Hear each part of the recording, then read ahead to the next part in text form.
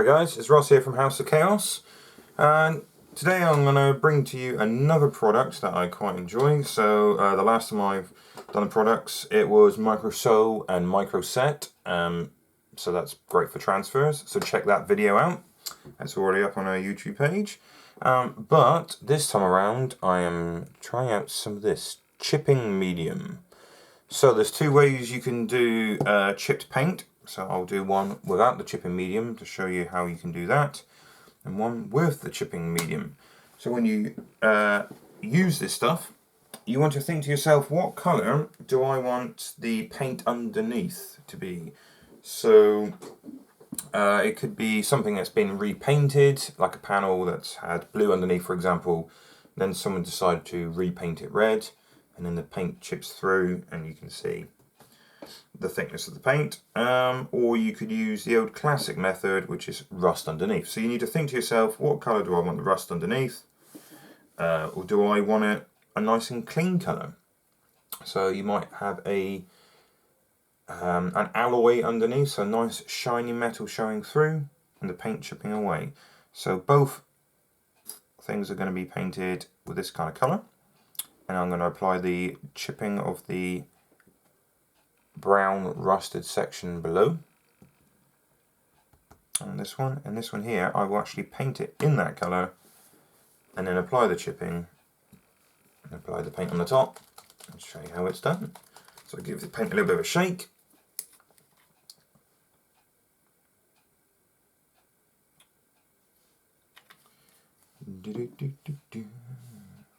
making sure you've got some newspaper or something down first.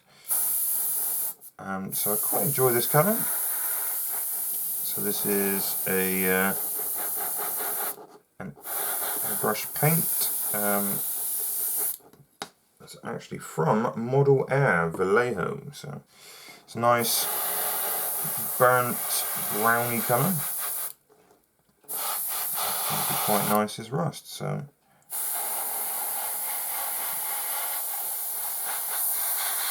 going over it fairly evenly with the airbrush.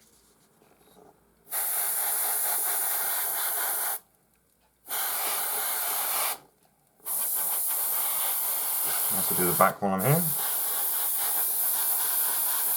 It's quite hard to see the colour because it's brown plastic, but this is the kind of colour I want the rust to appear from underneath. The paint will be chipped off, and underneath you'll find this lovely rusted colour coming through.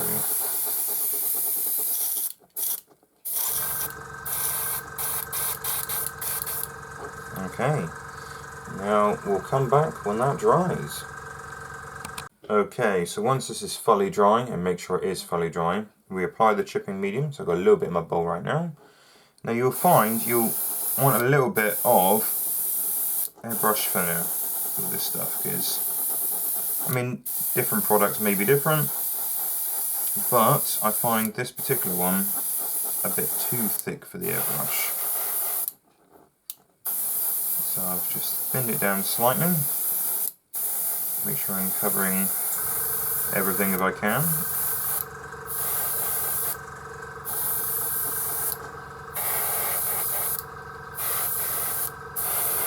Put it on nice and thick. And we'll come back when it's fully dry. Okay, once the chipping medium is fully dry, I'm going to go over it with some Racar Flesh. So I'll just lightly. So as per usual, 2 thin coats, when we do with the airbrush.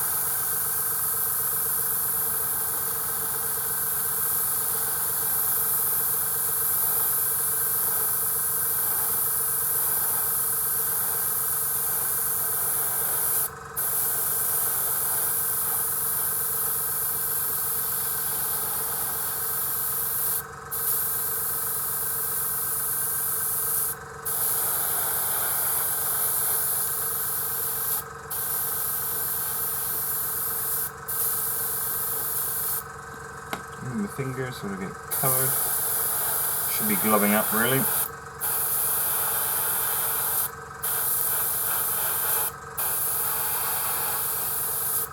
Wait until that dries and put another layer on. Putting the second coat on, so nice and gentle the first time round. A bit heavier this time round.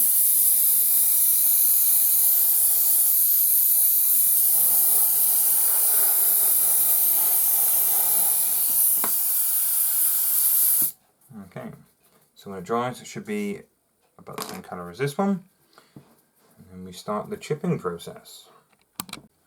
Okay, so once I've got 2 coats on there, chipping fluid reacts with water. So I've got myself quite a stiff brush. I'm going to get a bit of water on one corner. A bit more water. So this is quite an old stiff brush.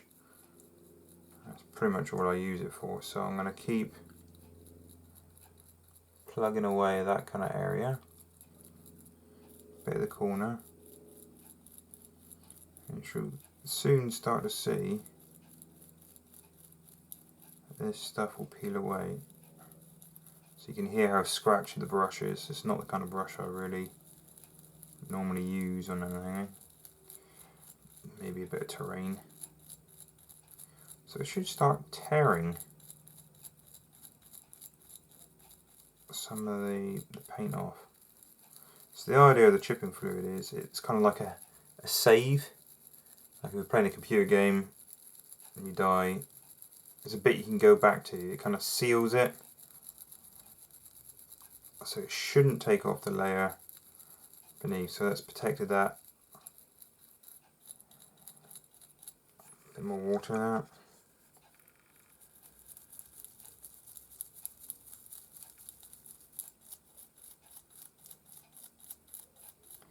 Getting a bit aggressive with it now.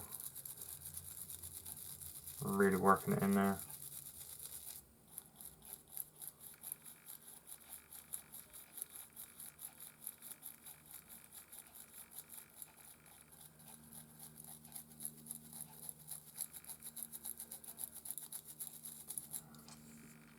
A bit more water.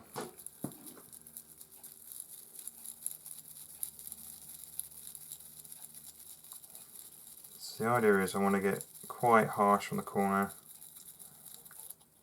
work my way to the centre, a bit lighter.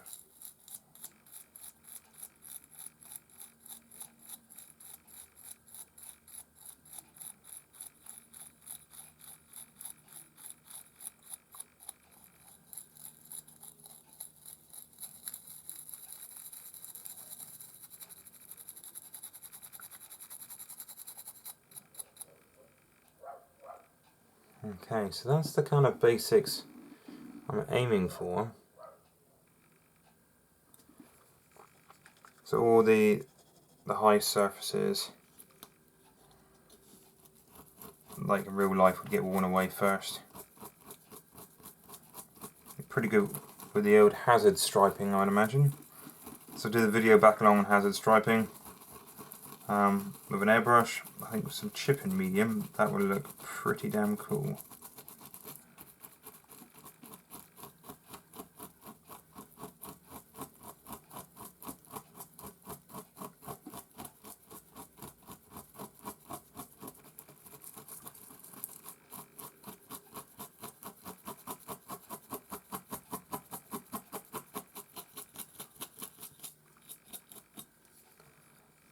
Okay, that's one way of doing it, so I'm going to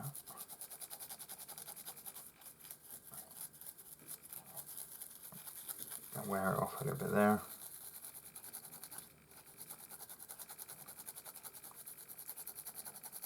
Really quite aggressive. It's not the kind of brush I'm going to be using the paint miniatures with. So I'm going to let that dry off. Rub off the excess.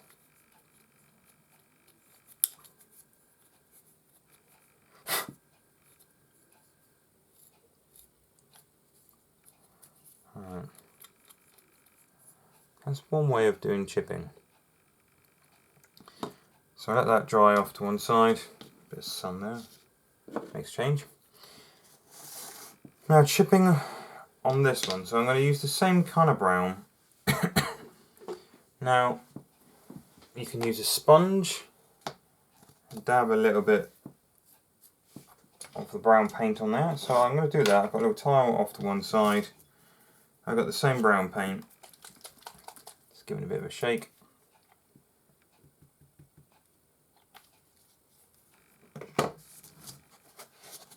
Nice and dry. So dabbing off the excess off the sponge. I'm just going to do one corner.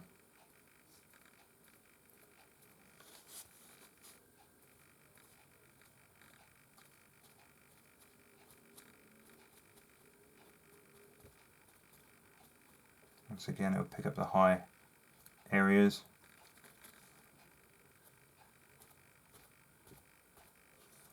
Like that. So there's one coat. Once it dries, and hit it again a bit harder. That's one way you can do it like that. The other way is to take your time and actually get a little bit of paint on the brush and try to recreate the randomness to chipping. So chipping generally only happens on the highest areas. So I'll try to do a bit of chipping on here. The highest areas. I've got a brush that's a bit dry, a bit knackered. I never chuck my brushes away. Obviously, all my decent brushes for painting miniatures, all my old brushes, if they're really, really dead, great for cutting up and making reeds on a base. If they're dry like this, great for stippling and terrain.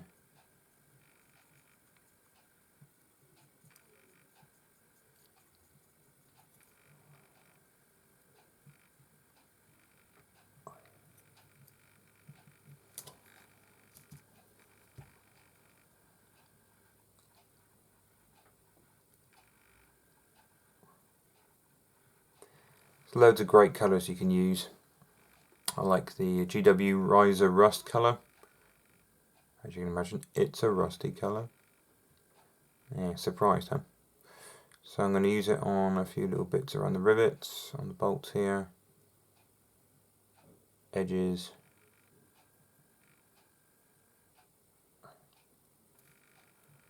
edge of the hatch, things like that. So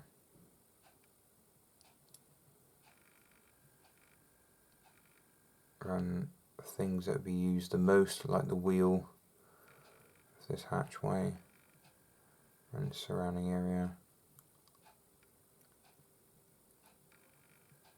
On the edges of where the hatch would close. Maybe not coming too hard.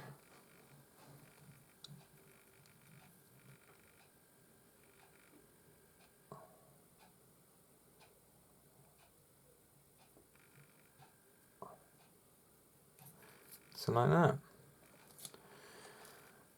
I mean, you could always use some rust colours afterwards. That's the two different ways. So this piece is still drying off because I've used water. But make sure you dry off all the moisture and then seal this panel now with a varnish or something to stop it from chipping anymore. But that's chipping fluid. So this company I've been using here, this is Vallejo. So most of you probably already heard of Vallejo. You use Vallejo a lot. Airbrush paints, things like that. But yeah, chipping medium. So this activates with water. So I could get a bit more aggressive and attack it with a brush again. And the edging looks pretty good, I think. Looks like chips because it is actually chipped paint. And guys, thank you very much for watching.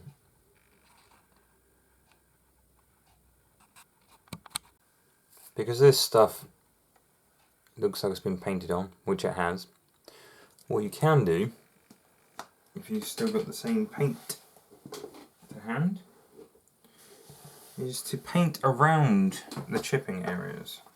So paint one side of the chip. So I'm using a nicer brush now. So I'm using my Winsor & Newton 37. So just a little bit of the Rakarth Flash. Now I'm going to paint around the chips if I can, to make it look like there's depth to it. Now this just takes some time to do, building up the lower side of the chips, giving the illusion of depth. Now you actually do have the illusion of depth because you do have depth on the chipping medium. So with this you've painted over with brown, and the other you've scraped off the top coat of the paint. So that's how you've actually got the depth. Whereas with this, from a distance, yeah, it looks like it's been chipped. It's a bit of an illusion. But you'll actually have to paint the depth on this. So I'm going to add a little bit of white, just to give the Rakarth Flash a bit more pop.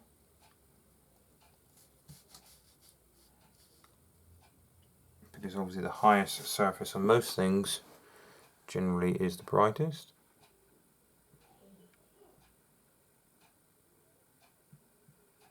So around the chips, I'm going to be painting up close. Gives a little bit more depth to it, so I'm going to hit it a bit more.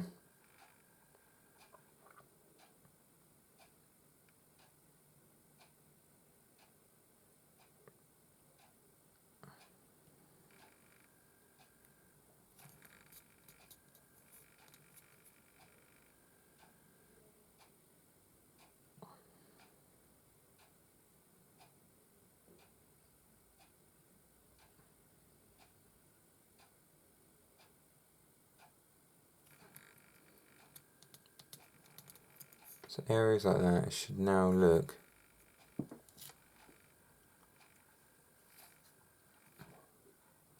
more like the depth of chipping.